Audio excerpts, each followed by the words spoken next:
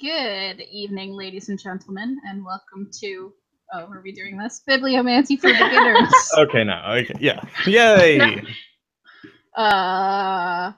It is the penultimate episode of the 5th season. And by that we mean it was Gretchen's pick. We're on time, sort of, this month. We're like a couple days late, but that's not bad. That's better than our track record is. We, if you didn't tell, read Illuminae by Amy Kaufman and Jay Kristoff, which is the second Kristoff book we've read this year alone. So yes. You're welcome. This is Gretchen, who picked nothing but Jay Kristoff. No, just, I have a small shrine to him developing in the corner of my room. Yeah. Yeah, we like Jay Kristoff. Yeah, Nevernight. We didn't read God's Grave. We read Nevernight. Sorry. God's Grave is the next one. Nevernight. Yeah. Yeah, so it's a YA book. It's science fiction. It's got a description, which I will read for you if you haven't read it. This is a book club, so we will be talking about the characters and events of the book, and I do believe there are parts of this that can be spoiled. I'm not often on the side of spoilers, but going into it knowing very little about the story was actually kind of a fun experience, so I wouldn't recommend watching us discuss it without having read it. But it was a pretty fast read, despite its size, so definitely go out and grab a copy from your local library or from a bookstore if you can. We can give overall spoiler-free impressions first off, though. And we do. Do you want me to read the description first so people know what we're talking about? Yes. That makes sense, yeah. How do we do this? What? Guys, we forgot. Okay.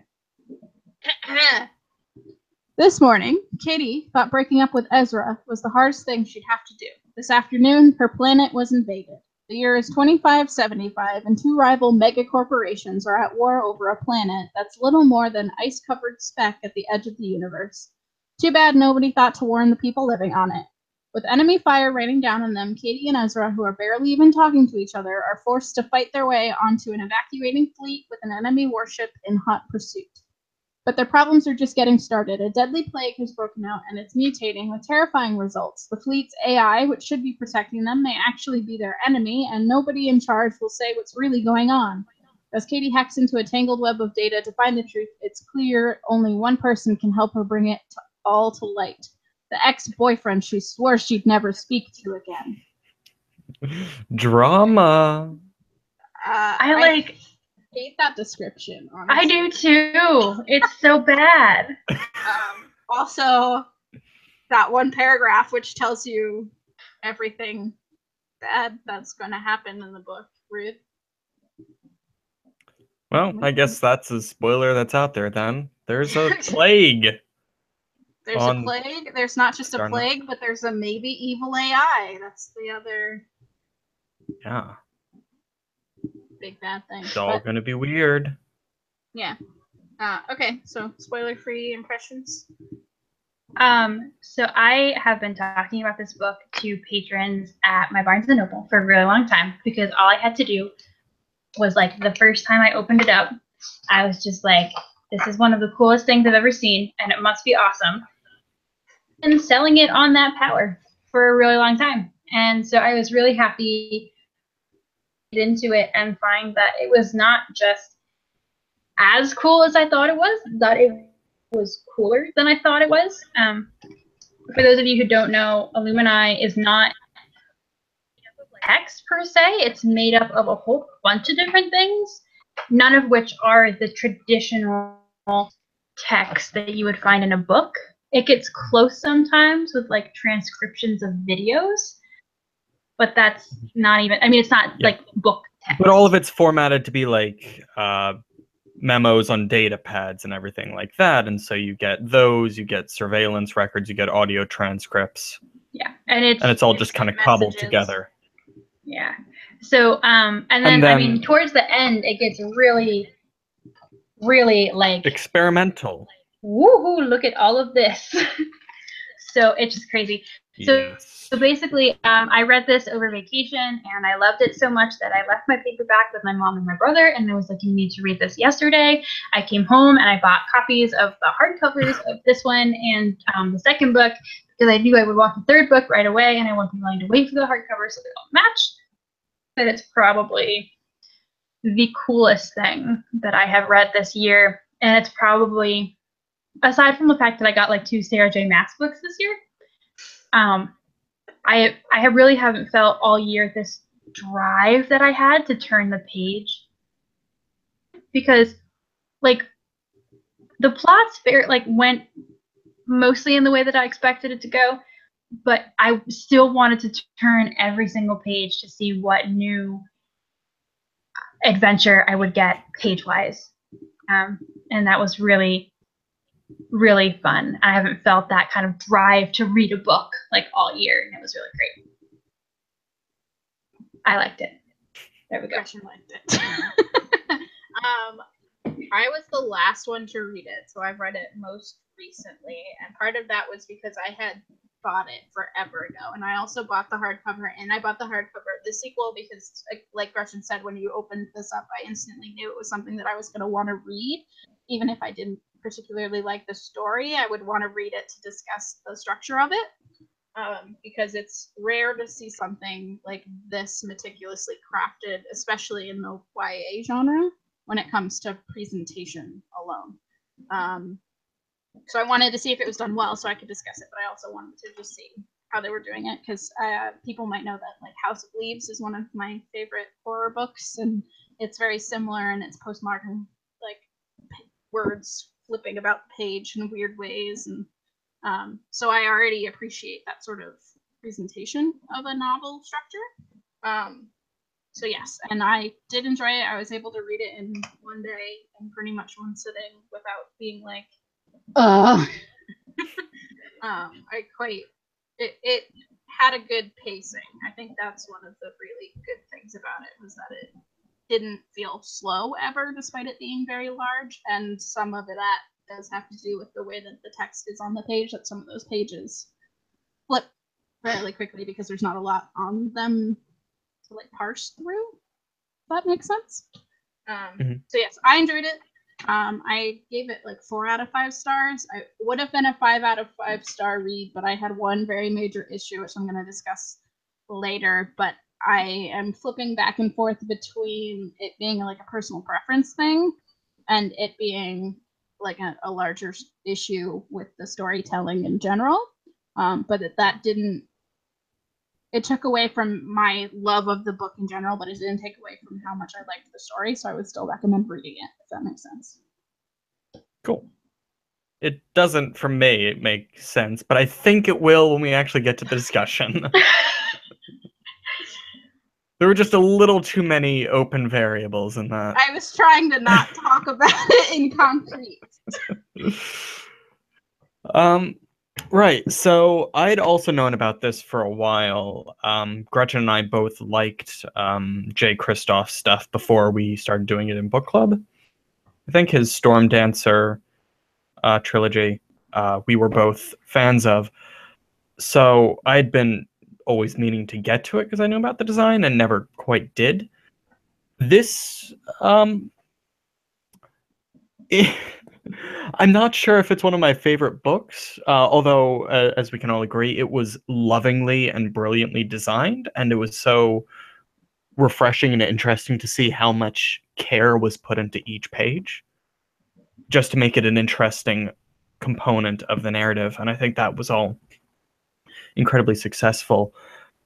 This was definitely in like my top 3, top 5 favorite books we've done on this book club, just because of the design and the lively story. And it was, you know, Jay Kristoff and I assume Amy Kaufman at their kind of most Jay Kristoff and Amy Kaufman-ness. Like, this is like ultra violence and sass is really just Jay Kristoff's lifestyle.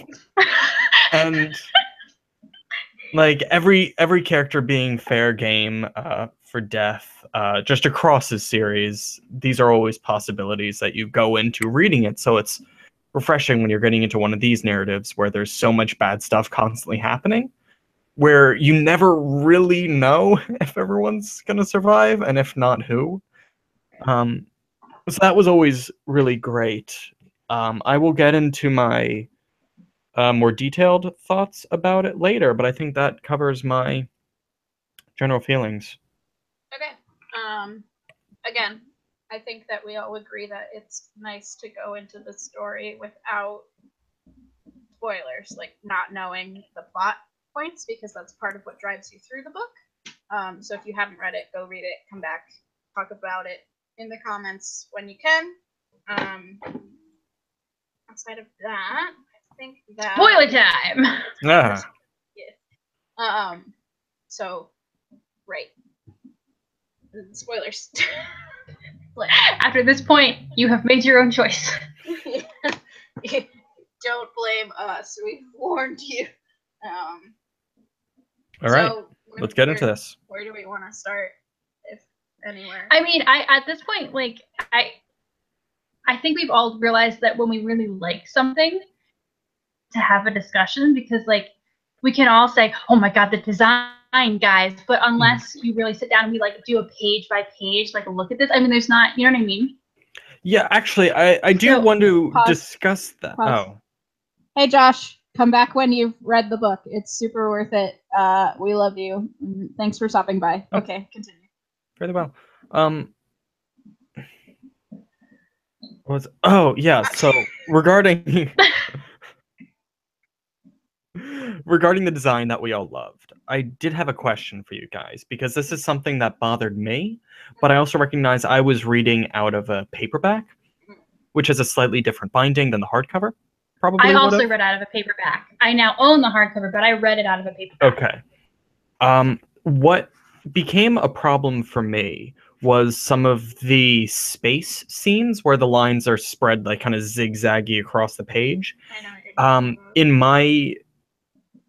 In my very long 600 some page paperback, words would tend to get lost in the gutter, which was very frustrating for me, and did actually prevent me from being able to read things properly. I was wondering if that was the same for you. There was only one particular page in the hardcover that I had that issue with, and actually spreading it wide enough to read the words that were stuck ended up tearing a little bit of the glue in the binding, which then tore a little bit of the page, which is completely black. So now not only was it difficult for me to read part of it, but like there's now like a white splotch at the like top part of the binding, which bothers me. Okay, so it is a problem across it. Yes, and again, there was only one particular page that happened on. All of the other pages were spaced properly, as far as I could tell.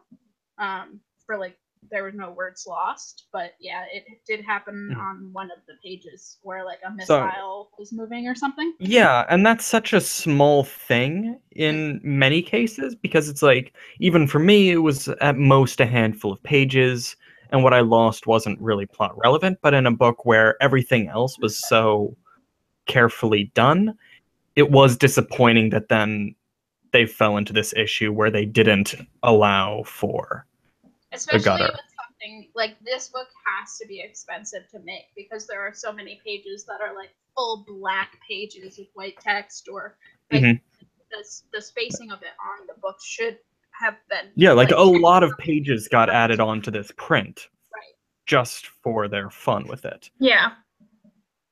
You would think that somebody would have been like, huh, when you find this here, you can't really quite read it. We should shift that. Yeah, I know it's so disingenuous to the amount of work they put into it. If like they're like, well, you clearly put every single word on this page in place, in a specific place, for a specific reason, but screw you.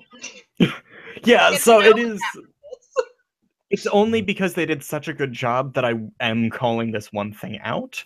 Just being like, well, if you didn't do so good of a job elsewhere, I wouldn't have noticed this. But that would be even more frustrating. Like, if everywhere there were issues like that, it would be unreadable. Yes, but then I could just blame, the publisher for wanting to cut costs in this specific area. Right.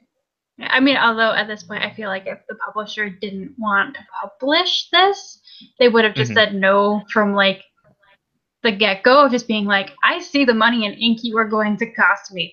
Thanks, no. Yeah. Okay, so that's just my minor design thing I wanted to raise. I have a question about the book. Because we all liked it so much, would you have liked this story if it were not designed the way that it is designed? No. Because every single time I read that description and I think about what the base plot of this is, I get like it's so base YA, and I don't know whether I'm angry about that or not. So, yes and no. There were a lot of elements of this that, if you took out the very typical YA romance thing, like we just ignore the fact that like our two protagonists are in love with each other / broken up / in love with each other, like drama. And stranded on two separate ships, fleeing through space. Like, ignore that bit. Like, if that was not part of this, I would totally pick up a science fiction book that was like, this weird mining colony got attacked by a major corporation that was illegal and blah, blah, blah, and now people are trying to run away. Like, I would definitely read that plot, if that makes sense. Yes, same. I feel like that's the one thing about this book that I ignored, was their like cheesy like, we broke up, but then because of this natural disaster we realized that we still love each other, and I was like, I'm literally just gonna ignore this. And we only broke up because I loved you so much. I will say that I appreciate that they broke up, because in most YA books it would be, they love each other and tried to be together, but now are stuck apart because one of them got commissioned to be in the army and the other one's stuck on this one ship, and like the whole thing is just them pining after each other. There was an extra element added that there were issues in their relationship. But I don't think that was actually discussed well enough, if that makes sense. Like it seemed like they tried to make it different, but then they just fell in love with each other again without talking at all, and it was immediately over with. And I was like, dang it. Well, they were never not in love. So I mean, to be fair, I think because the different approaches, like the different formattings basically to tell the story, is what made so much of these things that have been done already fresh and interesting and kept me engaged. Without it, this would have been, for me, like, I would have enjoyed it. I like both of their writing. I think they could have made a compelling, if a little more traditional book.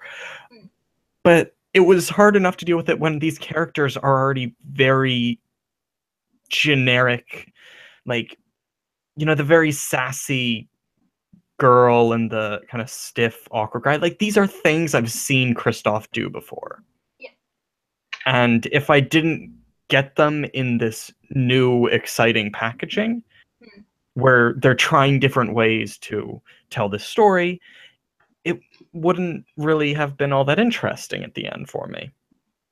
And I mean, I question, like, because I mean, Gray and I have not read any of Amy Kaufman's work. Amy Kristoff. We just conflate them. I've married them. I'm sorry, Jay, if you have a partner of any kind, I've married you. He does. They both are married, I think, actually.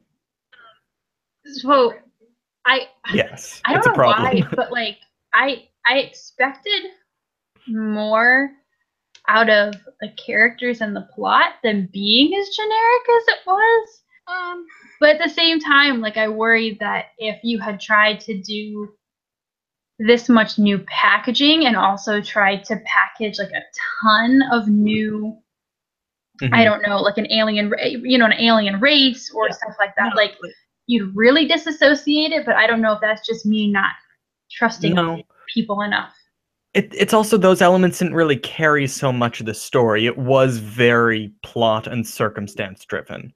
It was just anytime there's a shift in the book, it's because a new complication occurred. So like part of this, I think that we're like sort of looping around, is that there's very little world building in this book.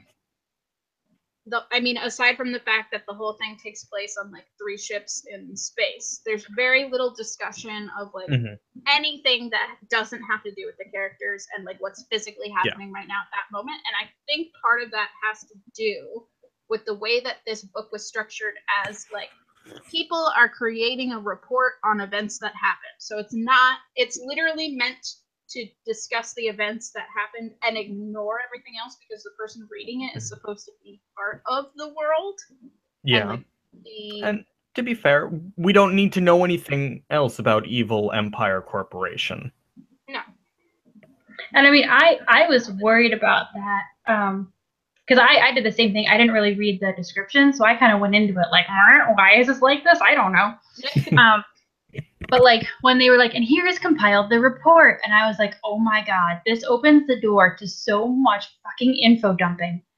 Like, here is a report on the rock soil. Like, you know what I mean? But yeah, there wasn't even a single footnote in this, and I'll be honest, that was a little bit disappointing. There's the little paperclip things that are like, this is what this is.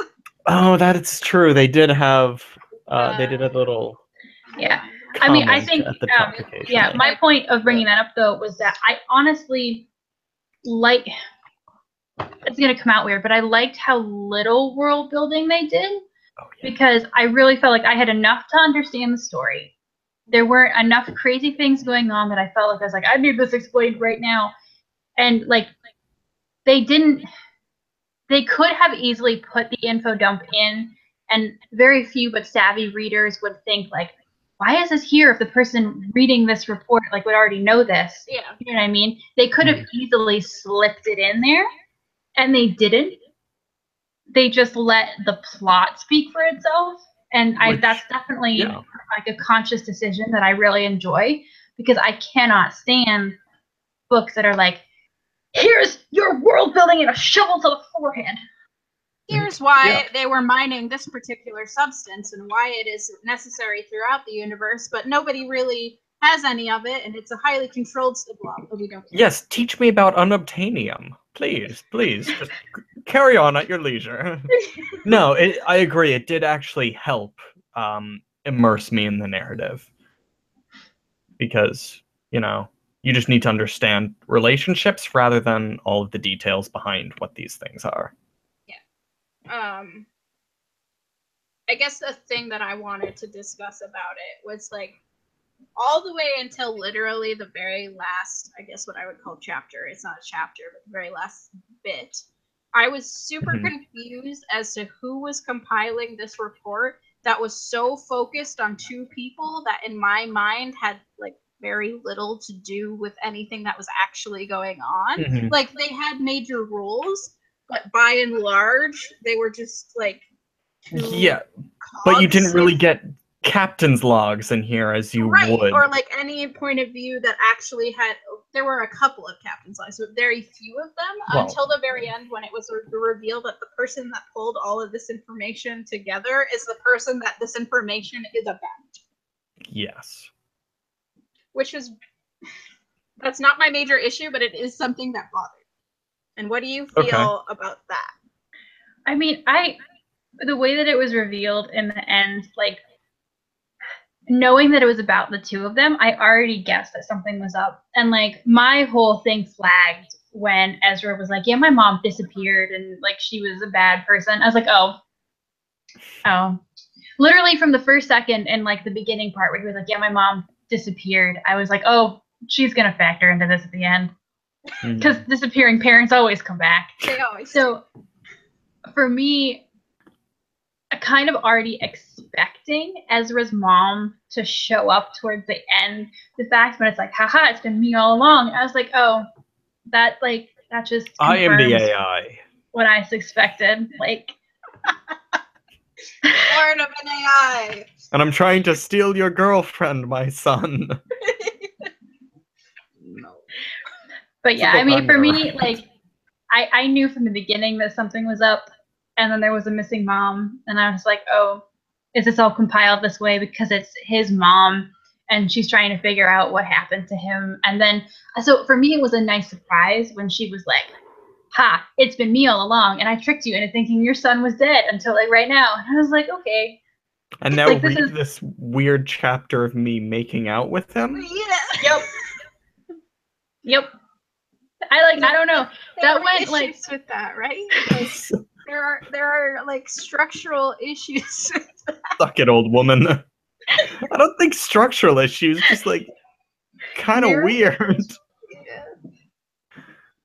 I don't know. For me, it was what I expected, but it was tongue in cheek enough that I enjoyed it. If that makes sense. I guess. Yeah. So. Okay. I believed it. It was weird though. Yeah. It was a thing that was like on my mind of like, why are we so focused on XYZ people who don't really matter? But okay, so the thing that made me not furious at this book, but sad that it happened was the ending in the way that everybody survives. I was so do they? mad. They do. Well, like, there's people who die, but like the three main characters are all alive, and I was very upset about that. Very upset. Okay, but so here's the thing, there are though. Like 3 more books that need to happen. You don't need to have books about these characters. Well, I mean, Jamina isn't. About the second book isn't about them. Gemini. It's about 2 characters on the way station. See? This is what I'm saying. Obsidia is when they all meet up. Okay. So here's why I had issues with it. It was established and then counterintuited that the AI is not allowed to deceive. It's not allowed to lie. It can omit information, but it's not allowed to like deceive very early on, because they like comment on how that would be like terrible, because then it would start doing things of its Do you own. think that was not like made an issue by its entirely compromised moral cortex? So I was fine with it deceiving in the way of pretending to be somebody who is dead. I had an issue with it outright lying and saying that he was dead. I would have loved for him to be dead. He died in that battle. He has no further purpose here. There is no reason for him to be alive. It would have made that ending so much more punchy. And I also don't think that she needs to be alive past this point. She could have died of radiation poisoning, because the only character that needs to move past this is the AI, who is in a tablet in space and gets picked up. Like, I thought he would have been better to keep alive. Don't need to be alive. The mom plot. That's fine. It's fine. Like, he could have been kept alive, but my problem was that they had the like, you're alive? I thought you were dead. No, you're alive. I thought you were dead. Blah. I was so mad. One of you needs to be dead, if not both of you. Okay. Okay. My first sentence is YA. If you ever thought that they were going to die, you didn't pay attention to where this was shelved. It doesn't matter, though, then again, I've read YA books where characters have died. I mean, that's fair, but also major for me... spoiler for Jay Kristoff's other book we read. Someone important dies. Yeah, like, no, but I mean, like, so... dies. I don't think he needs to kill someone in every book. I knew that they were both going to make it out to the end of the first book. Mm-hmm. I am not as confident throughout, like, Obsidia. Mm-hmm. But I knew, I had the feeling that they were all going to make it out of the first book. So for that to happen, I was like, again, this is what I expected. But for a book that you and I both read a series and were very proud of a series that literally killed its point of view character. The point of view character. And this is a book where we're reading from a distant perspective, where stakes have been made, people we cared about have died in horrific ways. There's literally a whole scene where we have to watch a man struggle with shooting himself because he's ill. But the 2 protagonists who don't have anything to do with this as a larger picture need to have their weird reunion. Like, it's disjointed in that way. I mean, she had to be alive to compile the report. Somebody else could have compiled it. The AI could have compiled it. It doesn't matter to me who compiled the report. The problem I had was that it suspended my disbelief that everything was okay for them in a world where Valid. like that's what bothered me, and I had a huge issue with that. I also am a huge fan of horror, and I greatly respect people killing off their main characters because it's difficult to do after you spend so much time getting attached to them. But at the same time, I feel like it was, especially at the ending of this one, then you get that follow-up of like, she's like sending this report to her future mom-in-law and is like, suck it, we beat you, and all of your things you tried to do, we won.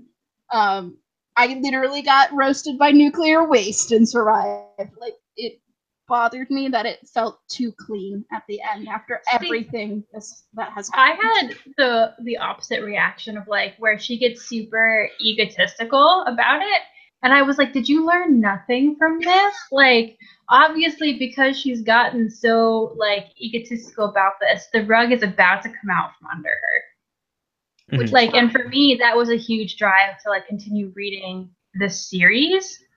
When you could have, like, after this book, been like, oh, they will run off into the sunset, and everything will be like, you know. She was getting cocky, and she was getting cocky, and I was like, There's that, but I didn't need that to want to continue reading. Right? I guess. Well, but I didn't need me, them to die, so. Yeah, I didn't need them to die. I just didn't like that it was established that they were dead, and then they were not dead. For me, having her be really cocky at the end and having the idea, and like I could be wrong because I haven't gotten to read the second book yet. I own it, but I haven't got to read it. And I mean, she might not come back till Obsidia, so maybe I won't know. But like, sometimes I feel like YA main characters are like, I'm super cocky and I'm super smart, and then like they have a reason to be cocky and smart for like no practical purpose. Like, though they have no skill at anything, they're just egotistical and cocky and sassy, and they come out on top every time. So like I kind of got this feeling of like, here's the cocky and the sassy and smart character who thinks she's all that, and then like the next time she shows up will roll around and she'll get like punched in the face. And I don't know, I just really need that to happen, because for me that's a really big annoying problem in YA, is when like that main character, just for no merit other than their extreme sassiness, just gets to rule the world and win. I don't know. I think that part of my frustration was that I really did not like her. Like, I really disliked her as a character, just as a person. I didn't like her. So I was like, yeah, she's gonna die. She's gonna die. So like part of that was that. And then when she didn't die, I was like, well, at least the guy that she's like super swoony over is dead, and then he wasn't dead. And I was like, God fucking damn it. She needs to be put in her place, because I did have that feeling that she was way cockier than she should be. And I also was super confused as to how she got as quote unquote powerful as she did in the story, being the character that she was for most of it, just being like a mopey teenage girl for like the whole book. Well, she's a mopey teenage girl with an internet connection, and that really changes things up. Does it? Is it worth it? I don't think it's worth it. I mean, for me, the fact that it made the attempt to show her progression, like her hacking ability, and like how she was working at it. Usually you get like, and she's already a super smart hacker, and the government doesn't know what's coming, and you're like, oh God, shut up. Like, at least like she had an aptitude, and then she worked at it, and then she found a mentor who was technically better than she was. Yeah. To work with, which was nice, as opposed to like, I'm 17 years old and I know everything about the interweb. Which is fine, and I appreciated it, but I still have like very deep personal issues with the way that she went about this book. Like, it bothered me. And maybe that's just like her personality. Like, I didn't find it as just like, oh, she's a sassy protagonist. I found it as like, what a stuck-up bitch. Get the fuck out of this book. Why does everybody love you? I hate you so much. And everybody's like, oh my gosh, she's so smart and funny. And I'm like, stop. I didn't get the sense that very many people liked her at all. Yeah. I thought that was not my impression of her at all. That don't know her, we're like, wow, Spider Monkey over here, jumping up and doing some insane hacking shit. She was the one writing that. She wasn't. I don't think that she was the one writing that. It's revealed that the whole Illuminae group is her. Yeah, the whole Illuminae group is her. She was the one writing that. It's actually really funny because she also tears the shit out of Ezra. I thought that was. I didn't realize it's very confusing for the whole thing until. No, because literally at the top of the first audio transcript or the video transcript, there's the Illuminae group apologizes for the language of this analyst, blah, blah, blah, or something. There's like a disclaimer at the top that makes it clear this came from like. Because I was thinking about the same scene the whole time I was reading, Michaela, especially when we got to that reel, I'm like, oh, that cheeky asshole. No, that gets so much funny when you realize that it's her. I didn't realize that it was her, because I mean, I knew that she was the one compiling it. I didn't realize that she was the one that wrote those transcripts. Yeah, no, makes sense. At the end, I read that as like somebody had been like trying to figure it out and like wrote an essay on things, and then she found that essay and added it in. That's how she's trying to frame it. Yeah. Yeah. But, like I like believed that. If that makes sense. Because it's definitely trying to seem like it's impartial and just making all these conclusions, but no. No, it's just her being an idiot. I still hate her. What an asshole! That's what makes it better. Die of radiation poisoning, bitch. See, what I actually want to discuss character-wise is that, I hated Aiden, the AI. Okay. And it bothered the hell out of me. Okay. Like, I enjoyed the sections that, I guess, him, but more of a they were giving. I definitely liked, in the last quarter of the book, that very extensive, very poetic whole thing narrated by him. But what really bothered me more than anything is that the kind of broken AI parts, the rebelling, 2001: A Space Odyssey style thing, where he reinterprets his orders in a way that he thinks is best, which, spoilers, winds up him killing off 2 entire ships worth of people. And what bothered me more than anything was not that that decision was made. I'm not thinking it's like a cliche or anything. It's just I kept waiting for an actual explanation to be given, and they were all kind of half, not real explanations. And at the end of the book, I can say I don't think this character ever actually had a valid, rationale why these things were happening. I did not understand why he chose to annihilate a ship of people when he could have just been like, there's an infectious disease. We should not let anybody on that ship onto our ship. And that's fine. But what really, what triggered this for me, this kind of issue, was when he releases all of them from the quarantine in the main battleship to kill the commanding officers. And I'm like, oh, okay, so he just wants it to just wipe them out, and then he will take advantage of, all of the infected will still be in this contained thing, but anyone in charge is going to be dead. And he can just do whatever he wants and take care of people as he sees fit. But no, he just decided the best way to do this is let them run rampant around a ship. Just to kill everyone instead of anything else. Yeah. And these are things that are just like, I never saw an explanation from him Yeah. that seemed. I mean, I did also feel that where the bit where like it went from him like describing how he was particularly closing off doors so that they would only go to the people in charge at the head, and then there was like a scene where they were running everywhere in the ship, and I was like, how did they get out? When did that happen? It just felt like two different story elements. I don't know, Gretchen. I cut you off a couple times when you were going to take a contrary stance. I mean, this might be giving more credit than, I mean, you guys are obviously, you know, really interrogating this, but for me, I got enough information to see how he got to the halfway point, and then knowing that his entire like AI consciousness was fractured, like there have been enough wacko human decisions based on like this makes total sense, you know what I mean, that have like resulted.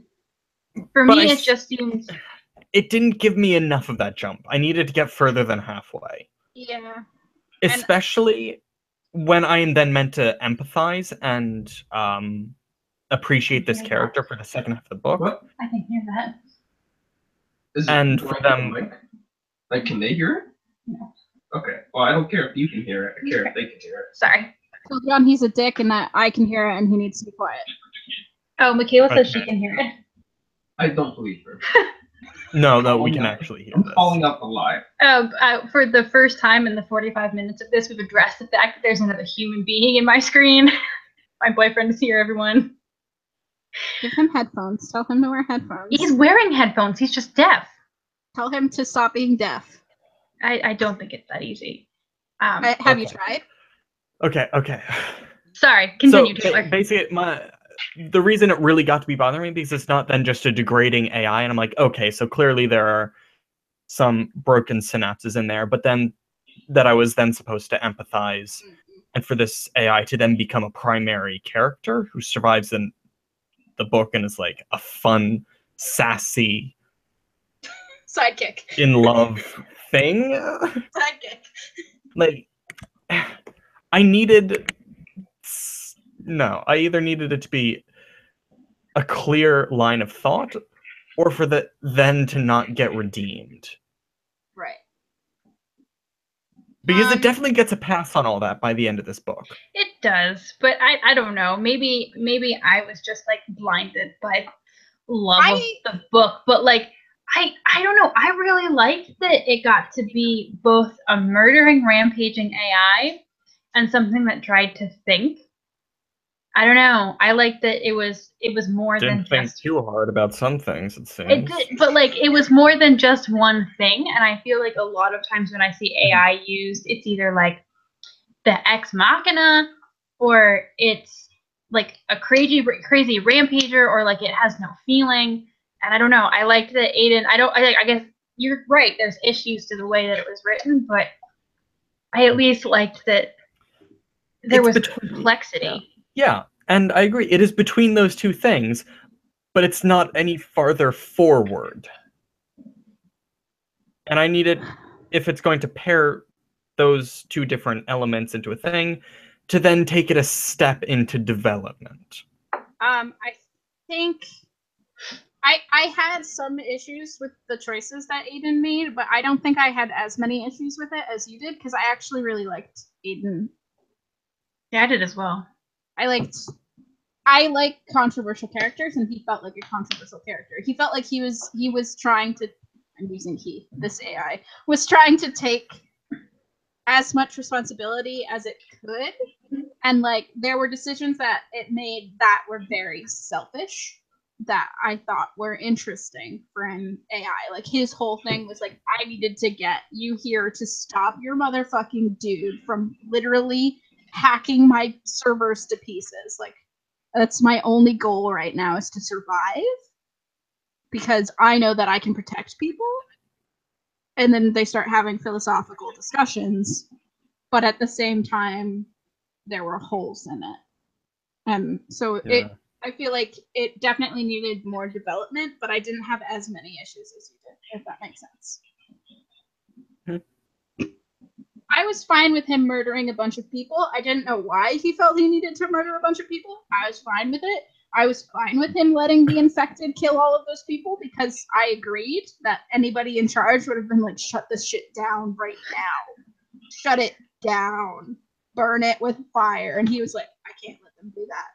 The only resource I have is to do this. So he does it. It doesn't work out in his favor entirely, but I can totally hear whatever he's watching. Yeah, I know. Just need to not stop talking at any point. Just talk over it. Right. Yeah. Okay, so I appreciate your both of your expanded discussions on that aspect. Can we discuss the horror elements of this? Because this page fucked me up, guys. Yeah, let's talk about that. Just this page was like maybe one of the most heartbreaking things I've ever seen. In the middle, set like real cute in the middle of a horrible, horrific crime scene report. It's just this. And at first I was like, why are we looking at this? Like, I don't get it. And then I like took the time to like try and parse out what was written on here as best I could because it's pretty difficult to read. And I went, that's crazy. Shit. Yeah. You know what it reminded me of? Michaela, did you ever watch Pandorum, that sci-fi movie? No. Oh. Well, it's about a crew colonization ship, and one of the officers wakes up from cryo storage, and like it's full of people who've like basically gone insane, but that's because they're like multiple like hundreds of generations of the ship that's kind of like been floating out in space, and it goes for like the same sort of like small child that's like brutally violent and very weird and just like guts someone with a shiv. So this was like definitely classic sci-fi horror. Right. And humans. We all know that I love horror very much, but we picked up. When I realized that the horror element of this was zombies, I got like, oh, come on, man. Why it gotta be zombies? I liked the infection. Well. I like the infection explanation. Like that was interesting. Yes. And I also liked that they weren't zombies and that they were mindlessly killing. Like they seemed to have like crazy sort of reasons to do it, to become violent in that way. Like every person that we interacted with that was one of these crazy people who had this disease had their own motivations. And the like discussion between the mentor who's been infected and the kid where like he is like, I need to kill this thing and then I'm gonna kill you, don't worry, I'll get to you. It spreads. Yeah, no, the paranoid fixations were very interesting and they were done well. Right. Which I appreciated even though more it was than just, like they're ill and all they do is want to munch on your flesh. They didn't even want to eat anybody. They just literally murdered people. Well, sometimes they did. They did get quite hungry. I mean, when they were trapped in the hangar bays, there was a lot of people eating. But they also just didn't feed them. Like I felt like if they had continued feeding them food, they wouldn't have done that. They literally decided to stop feeding them. That's fair. That's it. Maybe. I think they might have liked it a bit. I also really liked the don't look at me aspect. Like what the fuck is going through your head that's freaking you out? Don't look at me. What does that mean? What do you That was I was so excited that wasn't explained. Yes. Like I don't know. I feel like fine with it not being explained. Yeah. Like clearly it is linked to like the extreme paranoia. That was a clear observed thing. But it doesn't get further than that. I'm like, good, you kept it fresh. And you only used it like 3 times in the book. Yeah, it wasn't overused. It wasn't. They were mildly zombies, but they were the kind of zombies that were interesting bioterrorism, created zombies with an actual paranoia fixation that made sense and was super creepy. Yes. every time they were actually used for effect, I was like, ugh. And it's really because you have two very creative authors, and what you set up allows for each interaction to be completely different. Yeah. And they really succeeded. And I like that scene that you mentioned where he keeps going, "Don't worry, I'm gonna kill this, and then I'm gonna kill you. Don't worry." And like, it's supposed to be reassuring. Like, don't worry, I'm gonna kill you too. And I was like, that's just so unsettling. Because they all had clear lines of thought and rationale, unlike the fucking AI. Yeah. Again, I'm willing to, I guess, like I'm willing to give the ending more of a pass to Michaela. I'm willing to give the AI more of a pass to Michaela than you. I'm just like, I'm willing to just be like, but it's so pretty. What is your gripe, Gretchen? Mine? I think mine I discussed in the beginning, which was that for something as unique, I really wanted it to be less traditional YA. I was like, really, we can do one unique thing in here. Like, boy, so okay, yeah, we don't give it a pass on that. No, and like the stupid romance thing, like I'm so over it. And I understand what it helped to create in the story, but like just personally, like on a reader's like taste thing, I wanted the story to match the uniqueness of the design, and instead of being, and some parts of it, like the AI, how complex Aiden was, and you know how no holds barred the story was about, you know, like Michaela's upset that like they made it to the end, but like everybody could have made it to the end, and then she could have been reunited with her mom, and you know, Aiden could have magically cured the entire ship, and like so there were worse ways that it could go. Yeah. So it really did. They did make a conscious choice to be like, you know what, like a lot of people are gonna die, which I like, because it's often, I don't like a lot of people dying, but I also often feel like YA books are like, yeah, we're just gonna like kind of cover up the fact that there's a war going on, but don't worry, nobody important will die. Yeah. And you're just like, okay, great. And again, that's why I had issues with them surviving, was that it was established that it was okay to kill such major characters. Like, I really liked McNulty. Jimmy was great. And I, like, he was fun. His death, and I was like, no, Jimmy, you're so sweet. You precious baby. Literally, that's what you do every time. You're like, this is my side character, and then they die. Literally, there are books that I think have like these changeable like end pages, and there are some where before you've read them, McNulty lived, but then after you named him your favorite side character, it was rewritten and he died. Fuck you. It's true though. But like this is what I'm saying. It's like, no, go away. McNulty was such an, like, he was hardly in the book because that happened like in the first third. Like, he essentially gets infected and then is gone for the rest of it. Halfway point. It was pretty early on, like under 200 pages. Like, it was really early on when he got taken away. I forget the last 200 pages of this book are incredibly fast. Yeah, it's just the AI musing about shit. What does it mean to be alive? Am I alive? No. In space, therefore I cannot die. In space, can anyone hear you crush on a teenage girl? I don't have a form, but I wish I did so that I could hold her. Let me draw her likeness in zeros and ones. I'm gonna be honest with you. I often wonder. I started to wonder a little bit if she was playing that up.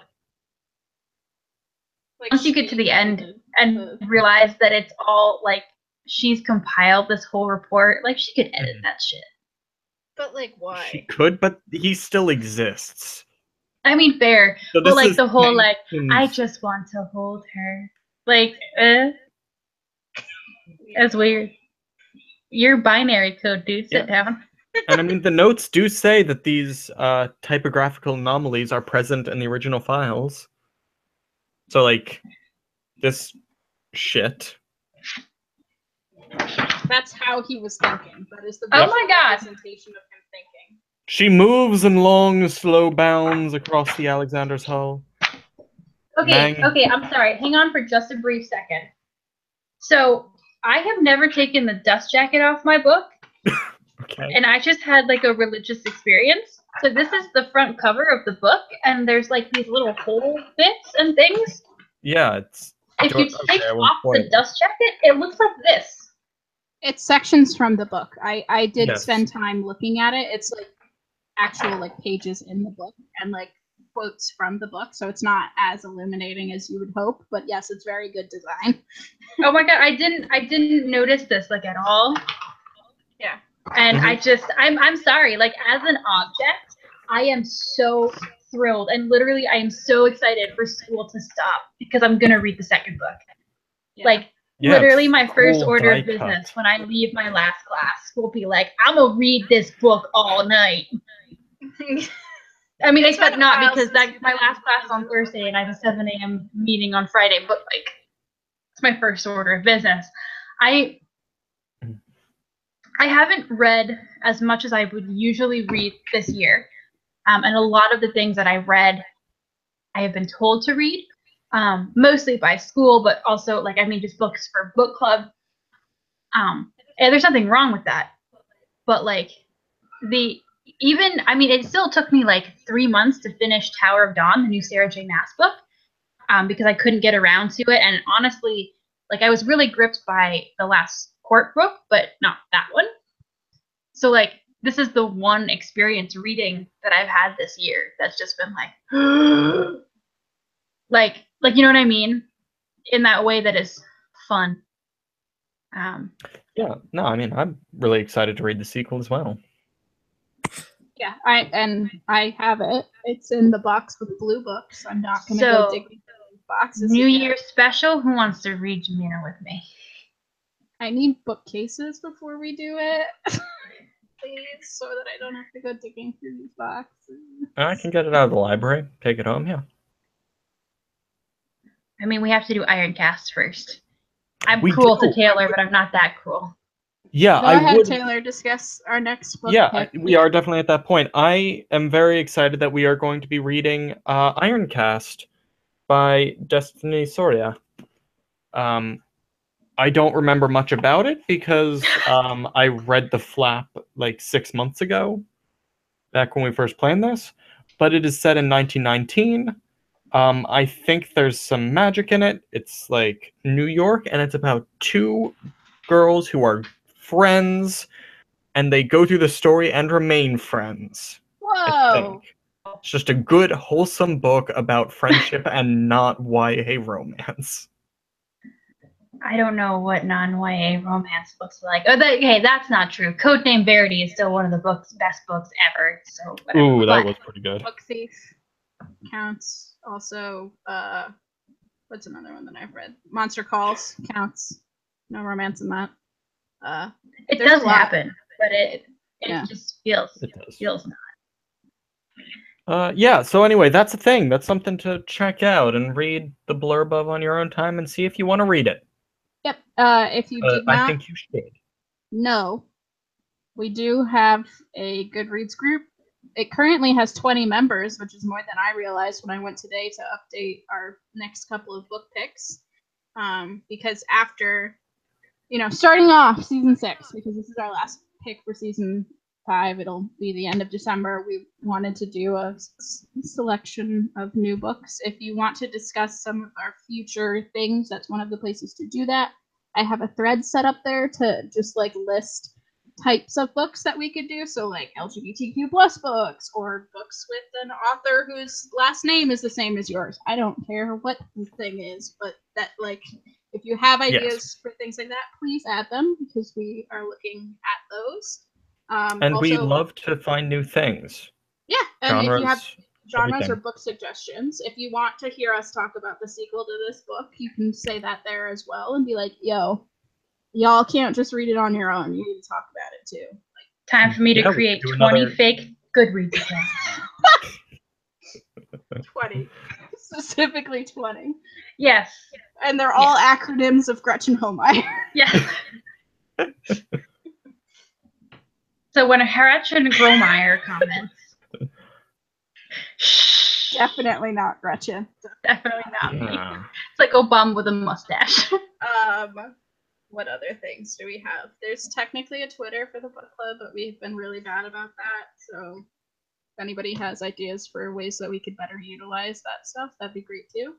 The YouTube channel is hibernating but active. I post every once in a while. Gretchen's planning to post once the semester for her ends.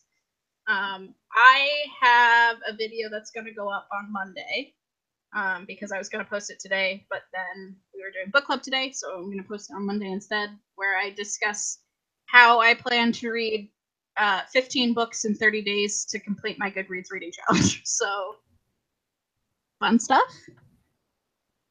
Have fun with that. If I can read all of my books for school, I'll be cool. It's a fun rhyme. Yeah, and then I will be creating a YouTube video called "Why I Died." I'm dead.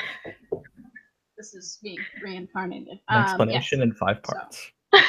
Ironcast, folks, if you would like to join us next time, if you have suggestions, here's the Goodreads. It's linked down below. If you want to talk to any of us about anything in particular, our socials are also linked down below. Thank you and good night.